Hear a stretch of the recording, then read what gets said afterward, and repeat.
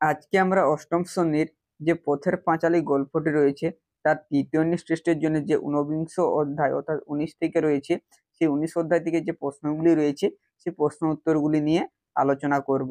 তো চলো শুরু করি। প্রথম প্রশ্ন রয়েছে, অপুদের গ্রামে কোন যাত্রার দল এসেছিল? এর উত্তর হলো অপুদের গ্রামে নীলমণি হাজরার যাত্রার দল এসেছিল। তারপর রয়েছে, খোকা বেশ দেখতে পাচ্ছ তো, কে কাকে কি দেখতে পাওয়ার কথা বলেছে? এর উত্তর হলো পিতা হরিহর পুত্র অপুকে যাত্রা ঠিক মতো দেখতে পাচ্ছে কিনা জিজ্ঞাসা করেছে। এরপরে রয়েছে, এমন তো সে কখনো দেখে নাই, সে কে, সে কি দেখেনি? এর উত্তর হলো অপু বারোয়ারি তলায় অনুষ্ঠিত নীলমণি হাজরার দলের যাত্রার মতো পাগলখানা কখনো দেখেনি। তারপর রয়েছে, অপুর সাথে কার ভাব হয়েছিল? এর উত্তর হলো নীলমণি হাজরা যাত্রা দলের অজয় নামের যে ছেলেটা রাজপুত্র স্বাস্থ্য, তার সাথে অপুর ভাব হয়েছিল। এরপর রয়েছে, যাত্রা দলে যোগ দিলে কত মাইনে পাওয়া যাবে বলে অজয় অপুকে জানিয়েছিল? এর উত্তর হলো যাত্রা দলে যোগ দিলে অপু 15 টাকা মাইনে পেত।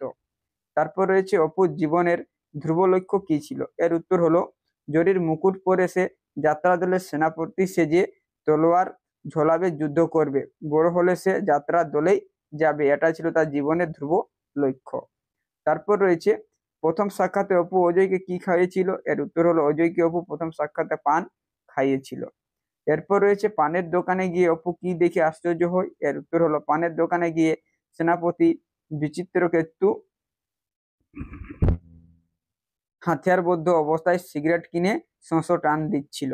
তারপর রয়েছে, অপু অজয়কে কোথায় প্রথম গান শুনিয়েছিল? এর উত্তর হলো নিশ্চিন্দপুর গ্রামের নদীর ধারে বাঁশঝোপের আড়ালে বসে অপু অজয়কে প্রথম গান শুনিয়েছিল।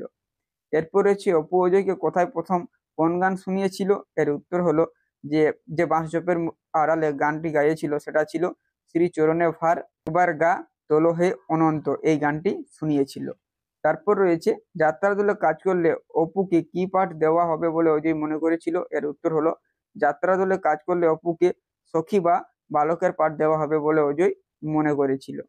তারপর রয়েছে, অপু কিসের পাঠ করবে ভেবেছিল? না, অপু সেনাপতির পাঠ করবে এটা ভেবেছিল। এরপর রয়েছে, রাজপুত্র অজয় কোথায় দিদি ইন্দুলেখার মৃতদেহ খুঁজে পায়? এর উত্তর হলো নদীর ধারে ইন্দুলেখার মৃতদেহ খুঁজে পায়। এরপর রয়েছে, যাত্রাপালায় রাজপুত্র ও রাজকুমারীর নাম কি ছিল? না, রাজপুত্র অজয় ও রাজকুমারী ছিল ইন্দুলেখা। এরপর রয়েছে, ইন্দুলেখার কিভাবে মৃত্যু হয়? এর উত্তর হলো ইন্দুলেখা না যে বিষফল, সেই বিষফল খেয়ে মারা যায়। এরপর রয়েছে, কলিঙ্গ রাজার সঙ্গে কার তলোয়ার যুদ্ধ হয়? এর উত্তর হচ্ছে বিচিত্র কেতুর। এরপর রয়েছে, রাজপুত্র অজয় দেখতে কেমন? না, রাজপুত্র অজয় টুকটুকে বেশ দেখাতো, গানের গলা বড় সুন্দর ছিল এর। এরপর রয়েছে, অপু ইন্দুলেখার সঙ্গে কার মিল খুঁজে পেয়েছিল? না, এর উত্তর হচ্ছে অপু ইন্দুলেখার সঙ্গে তার দিদি দুর্গার মিল খুঁজে পেয়েছিল। পরে রয়েছে, অপু কখন যাত্রা দেখে বাড়ি ফিরবে?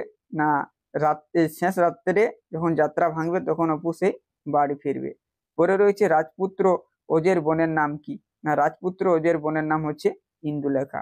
এরপর রয়েছে, অজয়ের বাড়িতে কে কে আছে? এর উত্তর হচ্ছে অজয়ের বাড়িতে কেউ নেই, অজয়ের এক মাসি ছিল যে তাকে মানুষ করেছিল, সেও মারা গিয়েছে। পরে রয়েছে, অজয় কোন পালাতে নিয়তি স্বাস্থ্য? এর উত্তর হলো অজয় পরশুরামের দর্প সংহার পালাতে নিয়তি স্বাস্থ্য। পরে রয়েছে, যাবার সময় অজয় কি বলে গিয়েছিল? এর উত্তর হচ্ছে যাবার সময় অজয় বারবার বলে গিয়েছিল দিদির বিয়ের সময় তাকে যেন পত্র দেওয়া হয়। পরে রয়েছে, অজয় অপুর বাড়িতে টাকা দিতে চেয়েছিল কেন?